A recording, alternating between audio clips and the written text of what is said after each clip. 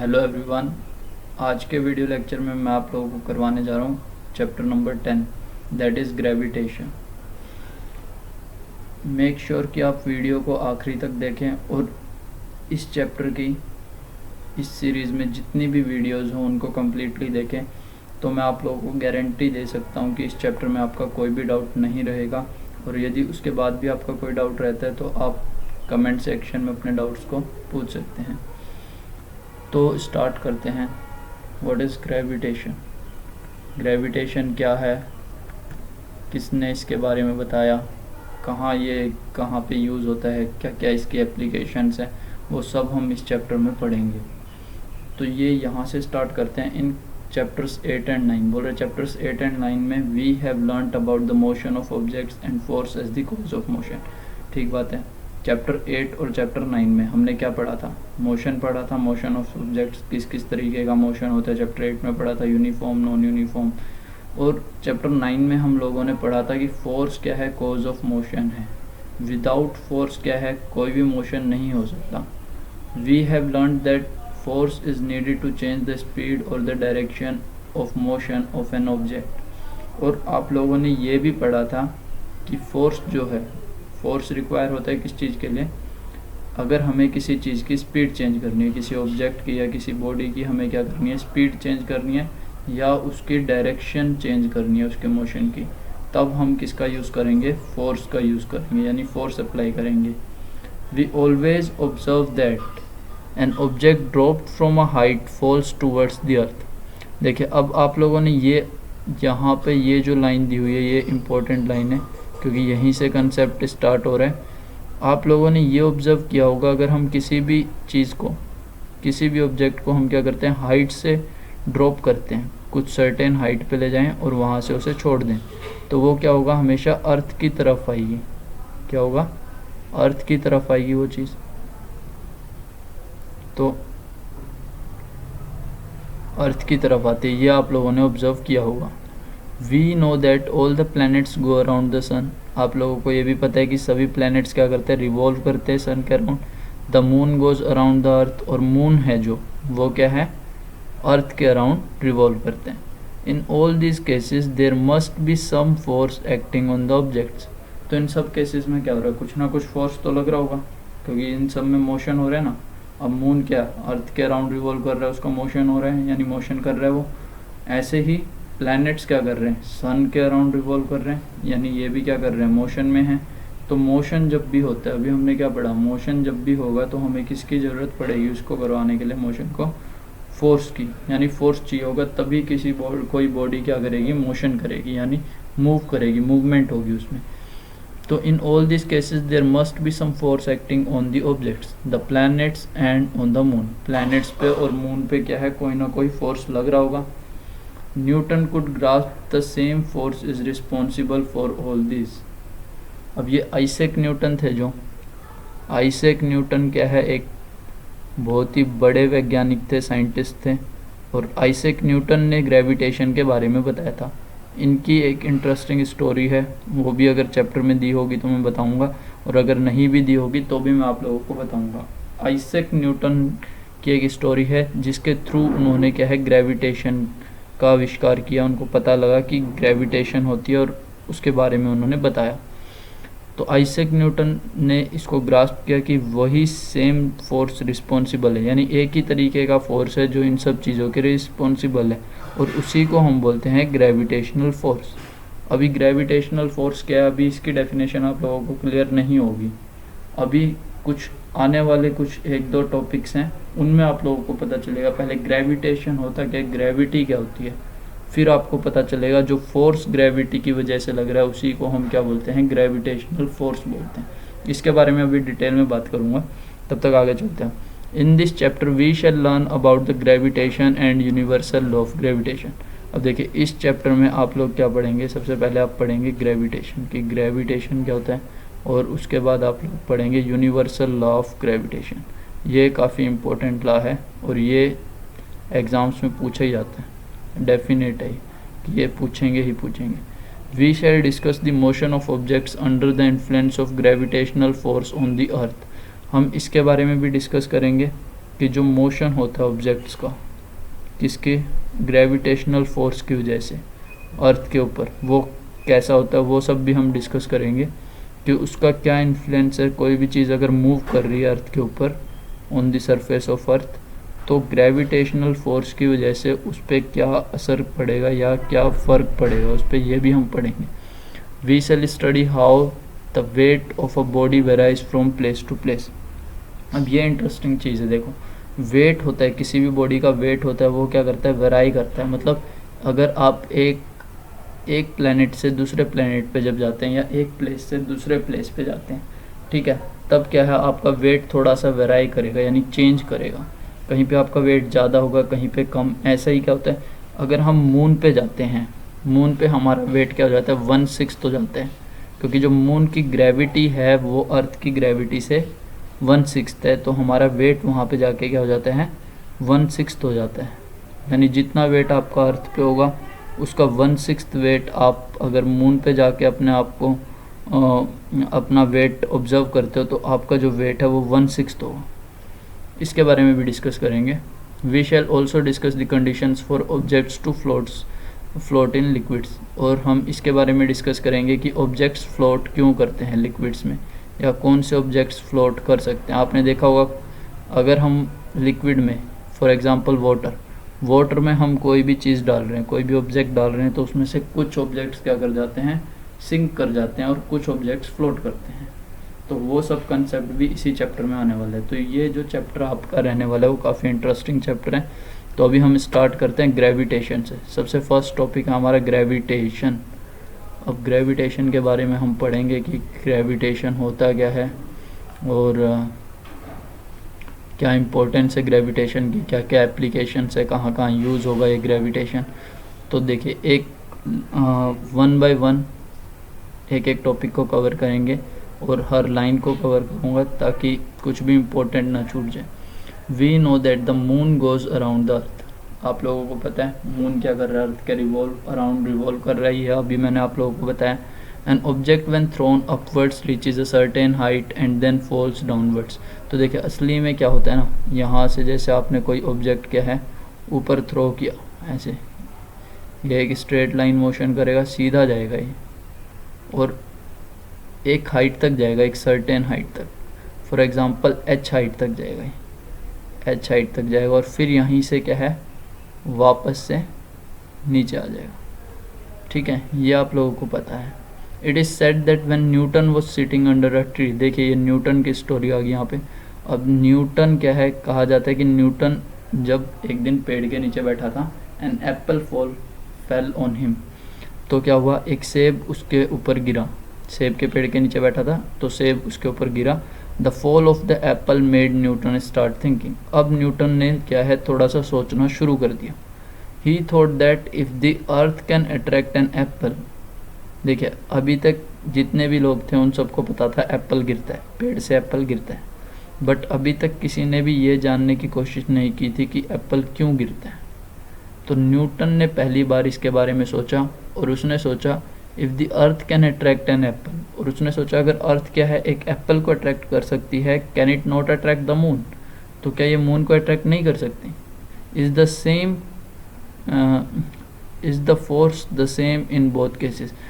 क्या same force लग रहा है दोनों ही केसेस में, सेम फोर्स लग रहा है। ये भी न्यूटन के दिमाग में क्वेश्चन आया कि भाई जो एप्पल पे फोर्स लग रहा है और जो मून पे फोर्स लग रहा है क्या वो सेम फोर्स है।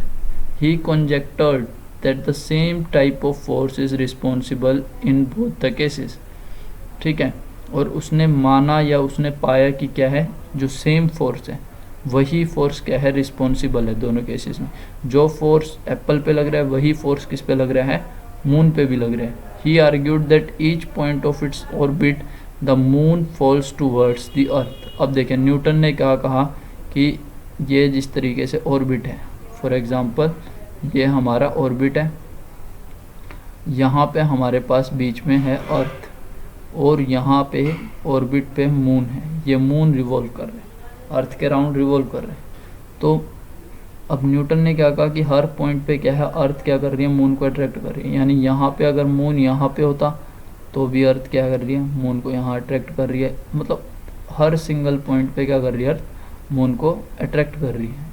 इसी की वजह से क्या है, मून एक सर्कुलर ऑर्बिट कह सकते हैं आप, मेनली सर्कुलर तो नहीं है बट एक ऑर्बिट में, इसी फोर्स की वजह से एक ऑर्बिट में क्या है, मून रिवॉल्व कर रहे हैं।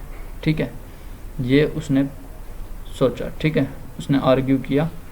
और instead of going of in a straight line, क्योंकि हमने सर्कुलर मोशन पढ़ा था चैप्टर नंबर 8 में हमने सर्कुलर मोशन पढ़ा था। देखिए कि अगर क्या है, कोई भी बॉडी क्या कर रही है, अगर एक सर्कुलर मोशन परफॉर्म कर रही है, अगर एक सर्कुलर मोशन परफॉर्म कर रही है तो क्या है, उसमें कोई ना कोई फोर्स लग रहा है। ठीक है, मोशन परफॉर्म कर रही है तो फोर्स लग रहा है। अब ये देखिए सर्कुलर मोशन है, हर पॉइंट पे क्या कर रही है, अर्थ अट्रैक्ट कर रही है मून को, वरना क्या होता है ये स्ट्रेट अवे चल जाता है। जैसे स्टोन वाला केस था जो हमने एक्टिविटी पढ़ी थी कि अगर हम स्टोन को इस तरीके से सर्कुलर मोशन करवा रहे हैं, यानी एक सर्कुलर पाथ में इस तरीके से घुमा रहे हैं, तो वो एक क्या कर रहा है, एक सर्कुलर पाथ कवर कर रहा है। और क्या होगा, अगर जैसे ही क्या है यहाँ से हम क्या कर दें, स्ट्रिंग को छोड़ दें या टूट जाए स्ट्रिंग, तो वो क्या होगा, एक स्ट्रेट पाथ कवर करेगा। जिस भी पॉइंट पे वो होगा वहाँ से एक स्ट्रेट पाथ कवर करेगा। ठीक है, तो यही न्यूटन ने कहा कि अगर ये क्या है, इस पे हर पॉइंट पे अगर फोर्स ना लग रहा हो, मून पे हर पॉइंट पे अर्थ फोर्स ना लगा रही हो, तो क्या होगा, मून क्या है फिर स्ट्रेट पाथ में चल जाएगा, स्ट्रेट पाथ में ट्रेवल करेगा। But we do not really see the moon falling towards the earth. ठीक है, पर इसके बाद एक क्वेश्चन और आया, क्या कि अगर ये हर पॉइंट पे अर्थ क्या कर रही है, अट्रैक्ट कर रही है मून को, तो मून हमें अर्थ की तरफ आता हुआ क्यों नहीं दिखाई दे रहा है, या अर्थ की तरफ गिरता हुआ क्यों नहीं दिखाई दे रहा है ये मून। अभी इसका रीज़न भी पढ़ेंगे हम, क्या रीज़न है। ठीक है, ये इसी के अंदर है, ग्रेविटेशन के अंदर ही। ठीक है, इसके लिए let us try to understand the motion of the moon by recalling activity 8.11 यानी 8.11 जो एक्टिविटी आप लोगों ने पढ़ी थी उसको हम रिकॉल करते। देखें अभी जो मैंने एग्जांपल दिया था आप लोगों को, take a piece of thread, आपको क्या करना है, एक थ्रेड का एक पीस लेना है, tie a small stone eight one and, एक एंड पे क्या करना है, इस तरीके से स्टोन को बांधना है, होल्ड द अदर एंड, दूसरे एंड को पकड़ना है, of the thread and drill it around, और इसको इस तरीके से घुमाना है।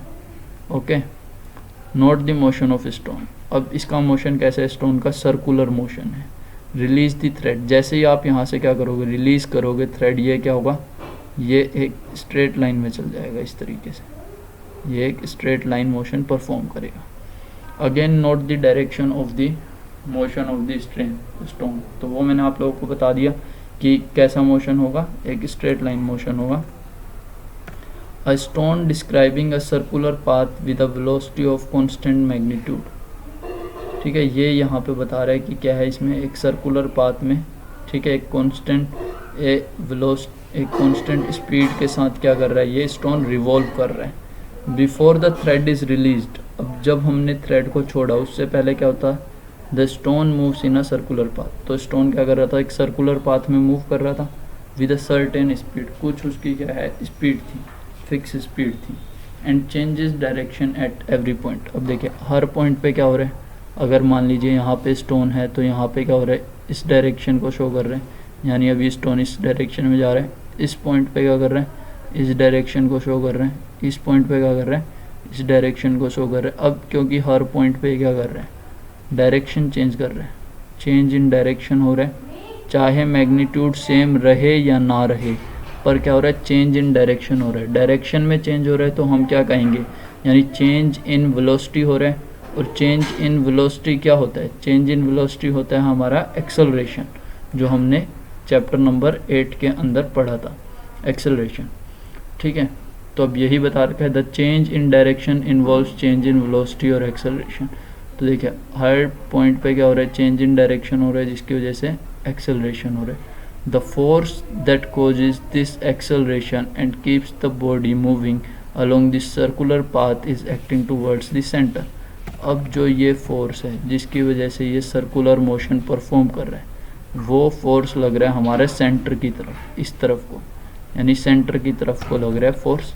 ठीक है, क्योंकि एक्सेलरेशन हो रहा है तो फोर्स की वजह से हो रहा है, ठीक है। अब वो फोर्स कौन सा है, वो है सेंट्रीपिटल फोर्स, ये रहा centripetal force. This force is called the centripetal force, यानी सेंटर सीकिंग फोर्स है ये, ठीक है।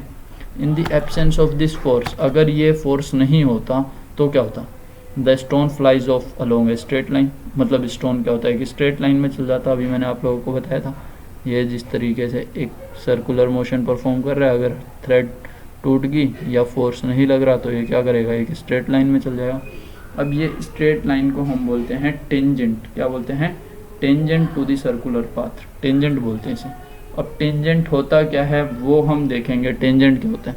अब ये एक सर्कुलर, देखिए एक सर्कल दिखा हुआ है, किसी भी पॉइंट पे अगर हमें टेंजेंट पता करना है तो हम क्या करेंगे, एक लाइन को पास करेंगे उस पॉइंट से, एक लाइन को इस तरीके से पास करेंगे कि वो केवल उसी पॉइंट को टच करे। जैसे AC क्या है हमारा, टेंजेंट एट B है, B पॉइंट पे ये क्या है, टेंजेंट है। यानी हम बोलेंगे जो स्ट्रेट लाइन ABC है वो क्या है, टेंजेंट टू द सर्कल है एट पॉइंट B। ये इसके बारे में बताया हुआ है टेंजेंट के बारे में, ठीक है। The motion of the moon around the earth is due to the centripetal force. अब जो मोशन हो रहा है, मून का जो मोशन हो रहा है अर्थ के अराउंड, वो किसकी वजह से हो रहा है, वो भी सेंट्रीपिटल फोर्स की वजह से हो रहा है, क्योंकि सर्कुलर मोशन जब भी परफॉर्म होगा तो वो किसकी वजह से हो रहा होगा, सेंट्रीपिटल फोर्स की वजह से, ठीक है। अब ये सेंट्रीपिटल फोर्स क्या है, ये एक टाइप का फोर्स है जो सर्कुलर मोशन में ही लगेगा, और जो सर्कुलर मोशन में लगता है और क्या है, सेंटर सीकिंग होता है, यानी सेंटर की तरफ लगता है। The centripetal force is provided by force of attraction of the earth. अब देखिए जो हम बात कर रहे थे पहले, ये एक सर्कल है, सर्कुलर पाथ है, यहाँ अर्थ है और यहाँ पे हमारे पास है मून, ठीक है। अब ये अर्थ क्या कर रही है, मून को अट्रैक्ट कर रही है, ठीक है, और मून भी क्या कर रहा है, अर्थ को अट्रैक्ट कर रहा है। उस फोर्स ऑफ अट्रैक्शन की वजह से ही ये सेंट्रीपिटल फोर्स लग रहा है, जिसकी वजह से मून है जो वो क्या कर रहा है, अर्थ के अराउंड रिवॉल्व कर रहा है, ठीक है। If there were no such force, अगर ऐसा कोई फोर्स नहीं होता तो क्या होता, the moon would pursue a uniform straight line motion. तो मून क्या करता, एक स्ट्रेट लाइन मोशन परफॉर्म करता इस तरीके से। It is seen that a falling Apple is attracted towards the earth, ठीक है। तो अब न्यूटन ने क्या कहा था कि अब एक फॉलिंग एप्पल है, एक एप्पल जो गिर रहा है वो क्या हो रहा है, अट्रैक्ट हो रहा है अर्थ की तरफ। तो does the Apple attract the earth. अब ये आप लोगों से क्वेश्चन पूछ रहे हैं, क्या अर्थ जो एप्पल है वो भी अर्थ को अट्रैक्ट कर रहे हैं, तो आंसर क्या है, यस। अभी बताऊंगा कैसे। If so we do not see the earth moving towards an apple. बोल रहे अगर ऐसा है, देखिए एप्पल तो आपको अर्थ की तरफ आता हुआ दिखाई दे रहा है, ये देखिए ये हमारा एप्पल है, फॉर एग्जांपल ये एप्पल है हमारा। अब ये एप्पल तो आपको अर्थ की तरफ दिखाई दे रहा था, पर अर्थ आपको एप्पल की तरफ नहीं दिखाई दे रही जाती हुई, ठीक है। क्यों, ऐसा क्यों हो रहा है, ठीक है, why, according to the third law of motion. अब देखिए थर्ड लॉ ऑफ मोशन आप लोगों ने पढ़ा है। थर्ड लॉ ऑफ मोशन क्या कहता है, for every action there is an equal and opposite reaction, ठीक है। मतलब हर एक एक्शन के लिए इक्वल एंड अपोजिट रिएक्शन लगेगा। मतलब अगर आप कोई फोर्स यहाँ लगाते हैं F इस डायरेक्शन में, तो थर्ड लॉ ऑफ मोशन की वजह से एक फोर्स अपोजिट डायरेक्शन में भी लगेगा जो F के बराबर ही होगा, बस उसकी डायरेक्शन क्या हो जाएगी, रिवर्स हो जाएगी, यानी चेंज हो जाएगी, अपोजिट हो जाएगी, ठीक है। तो अब अर्थ अगर एप्पल को अट्रैक्ट कर रही है इस तरीके से, तो क्या होगा, थर्ड लॉ ऑफ मोशन से एप्पल भी क्या कर रहा है, अर्थ को अट्रैक्ट कर रहा है अपनी तरफ, ठीक है। पर अब क्वेश्चन आता है कि एप्पल तो हमें अर्थ की तरफ आता हुआ दिखाई दे रहा है, ठीक है, दिखाई दे रहा है, बट अर्थ एप्पल की तरफ नहीं दिखाई दे रही जाते हुए, तो वो क्यों, ठीक है, उसके बारे में पढ़ेंगे अभी, ठीक है। According to second law of motion, देखिए सेकेंड लॉ ऑफ मोशन भी आप लोगों ने पढ़ा हुआ है चैप्टर नंबर 8 में, ठीक है। चैप्टर नंबर 8 में सेकेंड लॉ ऑफ मोशन पढ़ा आपने। सेकेंड लॉ ऑफ मोशन क्या कहता है, F equals to M A. F equals to, simple भाषा में अगर हम बोले तो F equals to M A. तो F equals to M A का मतलब क्या है, फोर्स जो होगा हमारा जो फोर्स होगा वो क्या होगा, मास इनटू में acceleration. F equals to M A. F equals to m में होगा, यानी मास इनटू में एक्सेलरेशन होगा। ठीक है, अब देखिए इस फॉर्मूले की हेल्प से आप समझेंगे। देखिए अब एप्पल का मास क्या है, छोटा है। अगर हम एक कांस्टेंट फोर्स लगाएं, देखिए थर्ड लॉ ऑफ मोशन क्या कह रहा है, जितना फोर्स अर्थ लगा रही है एप्पल पे, उतना ही फोर्स क्या है एप्पल लगा रहा है अर्थ पे, सेम फोर्स। ऐसा नहीं है कि अर्थ ज़्यादा फोर्स लगा रही है एप्पल कम फोर्स लगा रहे हैं, या अर्थ कम लगा रही है और एप्पल ज़्यादा लगा रहे हैं, ऐसा तो नहीं है। ठीक है, तो इसमें क्या है, अर्थ और एप्पल दोनों ही इक्वल फोर्सेस लगा रहे हैं एक दूसरे पे। तो इससे क्या होगा, अब जो एप्पल का जो मास है वो क्या है, स्मॉल है, मतलब ये m क्या है, स्मॉल है, m की वैल्यू स्मॉल है, और इसकी वजह से एक्सेलरेशन की वैल्यू ज़्यादा है। ठीक है, इसलिए हमें क्या है, चेंज इन वेलोसिटी ज़्यादा देखने को मिल रही है, किसके अंदर, एप्पल के अंदर। ठीक है, तो एप्पल हमें फॉल होता हुआ दिखाई दे रहा है अर्थ की तरफ, जबकि अर्थ का मास क्या है, ह्यूज है, अर्थ का m क्या है, ह्यूज है, यानी बहुत बड़ा है। तो उसकी वजह से एक्सेलरेशन कैसी होगी, स्मॉल होगी, एक्सेलरेशन स्मॉल होगी। तो इसलिए हमें अर्थ के अंदर कोई चेंज नहीं दिखाई दे रहा अर्थ की वेलोसिटी में, क्योंकि अर्थ का मास ह्यूज है सेम फोर्स के लिए, और उसमें एक्सेलरेशन नेग्लिजिबल होगी, यानी ज़ीरो के बराबर होगी, मतलब कोई चेंज नहीं आएगा उसकी वेलोसिटी में। तो ये केस है। ठीक है, ये यहाँ पे एक्सप्लेन किया आपको, the mass of an apple is negligible small compare to that of the earth, so we do not see the earth moving towards the apple. ठीक है, तो इसी आर्ग्यूमेंट को अगर हम एक्सटेंड करें आगे, ठीक है, तो why earth does not move towards the earth. अच्छा ठीक है, तो इसी वाले आर्ग्यूमेंट को हम देखें तो सोलर सिस्टम के अंदर क्या हो रहा है, सभी प्लैनेट्स क्या है, सन के अराउंड मूव कर रहे हैं। ठीक है, by arguing the same way we can say that there exists a force between the sun and the planets. तो देखें सभी प्लैनेट्स क्या कर रहे हैं, अर्थ मून के अराउंड, इसके सन के अराउंड, ये हमारा सन है और ये हमारे प्लैनेट्स के ऑर्बिट्स हैं, इस तरीके से। ठीक है, तो इसमें क्या है, आप सभी प्लैनेट्स क्या कर रहे हैं, सन के अराउंड रिवॉल्व कर रहे हैं, तो कोई ना कोई फोर्स लग रहा है इन पे, सेंट्रीपिटल फोर्स। वो किसकी वजह से लग रहा है, फोर्स ऑफ अट्रैक्शन की वजह से लग रहा है, वो फोर्स ऑफ अट्रैक्शन की वजह से लग रहा है। बट अब सभी तो हमें क्या है, रिवॉल्व इसमें सर्कुलर मोशन में दिखाई दे रहे हैं। ठीक है, उसी वजह से, किसकी वजह से, फोर्स ऑफ अट्रैक्शन की वजह से। तो इस सब से न्यूटन ने क्या कंक्लूड किया, not only does the earth attract an apple and the moon but all the objects in the universe attract each other. देखिए ऐसा नहीं है कि एप्पल क्या है, अर्थ को अट्रैक्ट कर रहा है, या अर्थ अट्रैक्ट कर रही है एप्पल को। देखिए अब जितने भी प्लैनेट्स हैं वो क्या कर रहे हैं, सन को अट्रैक्ट, ऐसे ही सन क्या कर रहा है, सभी प्लैनेट्स को अट्रैक्ट कर रहा है अपनी तरफ। तो फाइनली न्यूटन ने कहा कि यूनिवर्स के अंदर हर ऑब्जेक्ट हर दूसरे ऑब्जेक्ट को क्या कर रहा है, अट्रैक्ट कर रहे हैं। This force of attraction between objects is called the gravitational force. इसे ही हम क्या बोलते हैं, ग्रेविटेशनल फोर्स बोलते हैं। This force of attraction between objects is called the gravitational force. तो ये जो फोर्स ऑफ अट्रैक्शन लग रहा है ऑब्जेक्ट्स के बीच में, इसे ही हम क्या बोलते हैं, ग्रेविटेशनल फोर्स बोलते हैं। तो ये आपको डेफिनेशन समझ में आ गई होगी। ठीक है, जो अब हम पढ़ेंगे यूनिवर्सल लॉ ऑफ ग्रेविटेशन। क्या है यूनिवर्सल लॉ ऑफ ग्रेविटेशन? देखिए ग्रेविटेशनल फोर्स को आप कैसे डिफाइन कर सकते हैं कि यूनिवर्स के अंदर क्या है, हर ऑब्जेक्ट क्या कर रहा है, अट्रैक्ट कर रहा है एवरी अदर ऑब्जेक्ट को, हर दूसरे ऑब्जेक्ट को, और यही जो फोर्स ऑफ अट्रैक्शन है इसे ही हम बोलते हैं ग्रेविटेशनल फोर्स। तो एवरी ऑब्जेक्ट, अब यूनिवर्सल लॉ ऑफ ग्रेविटेशन ये काफ़ी इंपॉर्टेंट है, ये आपका एग्जाम में आता ही आता है।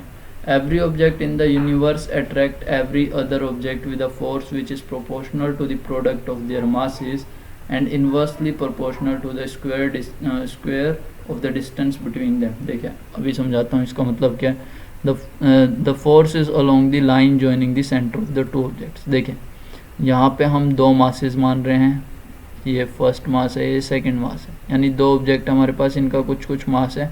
इसको फॉर एग्जांपल मैंने स्मॉल m मान लिया और इसको मैंने कैपिटल M मान लिया। तो इसने कहा जो भी दो ऑब्जेक्ट्स के बीच में जो भी फोर्स लगेगा वो डायरेक्टली प्रोपोर्शनल होगा किसके, वो डायरेक्टली प्रोपोर्शनल होगा प्रोडक्ट। प्रोडक्ट का मतलब होता है multiplication, product of the masses, इन दोनों ऑब्जेक्ट्स के मासेस के प्रोडक्ट के डायरेक्टली प्रोपोर्शनल होगा, और इन्वर्सली प्रोपोर्शनल होगा to the square of the distance between them. अभी इसका मतलब आप लोगों को समझाता हूँ कि इसका मतलब क्या है। यानी अगर इनके बीच में d डिस्टेंस है तो उसके स्क्वायर के ये क्या होगा, इन्वर्सली प्रोपोर्शनल होगा। मतलब क्या, देखें, अगर दो बॉडीज़ हैं, इनका प्रोडक्ट ऑफ देयर मासेस अगर बड़ा है तो जो फोर्स ऑफ अट्रैक्शन इनके बीच में लग रहा है वो ज़्यादा हो जाएगा, और अगर क्या है इनके बीच में डिस्टेंस ज़्यादा है, यानी डिस्टेंस ज़्यादा है तो फोर्स क्या हो जाएगा, कम हो जाएगा। ये समझाने की कोशिश करें। अब यही यहाँ पे समझा रखा है, देखें, F is directly proportional to M cross यानी M मल्टीप्लाई M, और F is inversely proportional to D square. ठीक है, अब जब हम इन दोनों को कंबाइन कर दे तो हमें मिल जाएगा ये F directly proportional to M into M और inversely proportional to D square. Okay, अब आप लोगों ने मैथमेटिक्स में पढ़ा होगा, नहीं पढ़ा तो मैं बता देता हूँ। जब भी हम क्या करते हैं, डायरेक्टली प्रोपोर्शनल का साइन हटाते हैं, ये डायरेक्टली प्रोपोर्शनल का साइन है, इसे हटाएंगे और इक्वल का साइन लगाएंगे तो एक कांस्टेंट आएगा, इसके साथ में क्या आएगा, एक कांस्टेंट आएगा। तो वो कांस्टेंट क्या होता है, हम एक्सपेरिमेंटली फाइंड करते हैं। F इज़ इक्वल टू, यहाँ पे देखिए, अब ये डायरेक्टली प्रोपोर्शनल का साइन हटाए, इक्वल का साइन लगाए तो यहाँ पे कुछ k कांस्टेंट आएगा। अब ये कोई k कांस्टेंट जो हमारा होता है मैथमेटिक्स के अंदर, हम मैथमेटिक्स के अंदर बोलते हैं कि k कांस्टेंट आएगा। अब ये जो k कांस्टेंट होता है इसे हम क्या है, प्रैक्टिकली फाइंड करते हैं, और ये प्रैक्टिकली इस केस में क्या फाइंड किया गया, ये फाइंड किया गया g के इक्वल। अब ये g क्या है, ये रहा g, F equals to G M M by में D स्क्वायर, यानी इसके बराबर ये आया। ठीक है, ये फॉर्मूला हमारे पास आया। अब ये G क्या है हमारा, इसे हम बोलते हैं ग्रेविटेशनल कांस्टेंट। क्या बोलते हैं हम इसे, यूनिवर्सल ग्रेविटेशनल कांस्टेंट भी बोलते हैं, ग्रेविटेशनल कांस्टेंट भी बोलते हैं। ठीक है, तो ये फॉर्मूला आपको समझ में होगा। ये मतलब जो फोर्स लग रहा है, फोर्स ऑफ अट्रैक्शन लग रहा है, यानी ग्रेविटेशनल फोर्स लग रहा है, ये उसका फॉर्मूला है। हमें ये फॉर्मूला याद रखना, और ये डेरिवेशन आपको आनी चाहिए। ठीक है, ये आप डेरिवेशन में क्या करेंगे, सबसे पहले आप ये डायग्राम बनाएंगे, इसके बाद आप बताएंगे कि डायरेक्टली प्रोपोर्शनल होता है to the product of masses, ये लिखेंगे। इन्वर्सली प्रोपोर्शनल होता है to the square of the distance between them, ये लिखेंगे। उसके बाद इनको कंबाइन करने से हमारे पास ये आएगा, और फाइनली ये रिज़ल्ट आएगा। अब जो G की वैल्यू होती है हमारे पास, G की वैल्यू होती है हमारे पास, ये यहाँ पे बता रखी है, G की वैल्यू होती है, वो कितनी होती है हमारे पास, 6.673 इंटू 10 की पावर -11 न्यूटन मीटर स्क्वायर पर kg स्क्वायर। ये इसकी यूनिट्स हैं। अब ये यूनिट्स कैसे आई वो भी बताऊँगा। तो ये G की वैल्यू आप लोगों को याद रखनी है। ये SI यूनिट क्या है G की, न्यूटन मीटर स्क्वायर पर kg स्क्वायर, और ये ढूंढी थी हेनरी कैवेंडिश ने 1731 से 1810 के बीच में, ये रहे थे इतने टाइम। तो इसमें इन्होंने फाइंड की थी G की वैल्यू। ये हमारे ग्रेविटेशनल कांस्टेंट, जिसको हम हमारे न्यूमेरिकल सॉल्व करने में यूज़ करेंगे। ठीक है, अब इसकी अगर आपको यूनिट्स ढूंढनी है, किसकी, ग्रेविटेशनल कांस्टेंट की, तो आप क्या करेंगे, देखिए आपके पास ये फॉर्मूला है। अब आपको G की यूनिट्स फाइंड आउट करनी है, तो आप D स्क्वायर को इस साइड ले जाइए। देखिए इधर डिवीज़न में है तो इस साइड आके मल्टीप्लिकेशन, और इधर M इंटू M, ये क्या है, मल्टीप्लिकेशन में G के साथ, तो इधर आके ये क्या हो जाएगा, डिवीज़न में हो जाएगा। जब ये LHS पे आएगा तो ये इधर दिखा दिया है। ठीक है, अब देखिए फोर्स किस में होता है, फोर्स हमारा होता है न्यूटन में, जिसे हम डिनोट करते हैं N से। डिस्टेंस जो होता है वो हमारा मीटर में होता है। अब डिस्टेंस मीटर में होता है तो डिस्टेंस का स्क्वायर क्या होगा, यानी मीटर का स्क्वायर मीटर स्क्वायर होगा। ठीक है, बाय में M इंटू M, नीचे यानी मास, मास किस में होता है हमारा, kg में होता है, मास हमारा kg में होता है।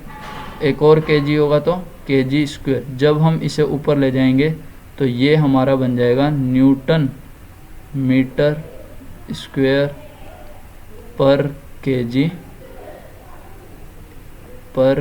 स्क्वायर। अब ये देखिए नीचे प्लस की थी पावर तो ऊपर आके माइनस एक्सपोनेंट एंड पावर से। तो इस तरीके से इस न्यूटन को आप थोड़ा सा ढंग से लिख लेना, ये जो न्यूटन है इसे न्यूटन एन से हम डिनोट करेंगे इस तरीके से। तो ये हमें यूनिट्स पता लग जाती है, यूनिट्स पे भी आ जाता है कई बार, what are the units of gravitational constant 1 marks में, या what is the value of universal gravitational constant, या इस पे क्वेश्चन आ जाता है, या तो इसकी डेरिवेशन आ जाती है, या gravitational, what is gravitational force. तो ये कुछ इंपॉर्टेंट क्वेश्चंस यहाँ से बन सकते हैं, ठीक है। इन्वर्स स्क्वायर का बता दिया मैंने अभी क्या होता है, मतलब इन्वर्स स्क्वायर का मतलब क्या है, अगर जैसे यहाँ पे एग्जांपल दे रखा है, फोर्स क्या है, इन्वर्सली प्रोपोर्शनल था किसके, डी स्क्वायर के, यानी अगर डी बड़ा होता है 6 टाइम्स, अगर बाय ए फैक्टर ऑफ 6, तो फोर्स क्या हो जाएगा 1 बाय में 36 टाइम्स हो जाएगा, यानी फोर्स क्या हो जाएगा, छोटा हो जाएगा, यानी अगर डी क्या होता है, बड़ा, और ऐसे ही अगर डी छोटा होता है तो फोर्स बड़ा हो जाएगा, ठीक है। अब मैं इसमें एक एग्जांपल 10.1 कवर करूंगा और उसके बाद वीडियो को कंक्लूड करेंगे, फिर नेक्स्ट वीडियो में हम आगे का कंसेप्ट समझेंगे। The mass of the earth is 6 × 10 की पावर 24 kg, ये दिया है हमें मास ऑफ द अर्थ यानी कैपिटल है, and that of the moon is 7.4 × 10 की पावर 22 kg, ये दिया हमें मास ऑफ मून यानी स्मॉल m गिवन है, ठीक है। ये हमने स्मॉल m मान लिया क्योंकि अर्थ बड़ी है, तो कैपिटल M मास मान लिया हमने अर्थ का।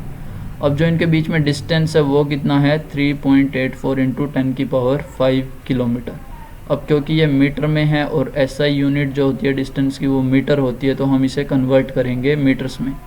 तो देखिए 1 किलोमीटर होता है, आप लोगों को पता ही है 1 किलोमीटर किसके बराबर होता है, 1000 मीटर के बराबर होता है, यानी हम इसे मल्टीप्लाई कर देंगे 1000 से, तो ये मीटर में चेंज हो जाएगा।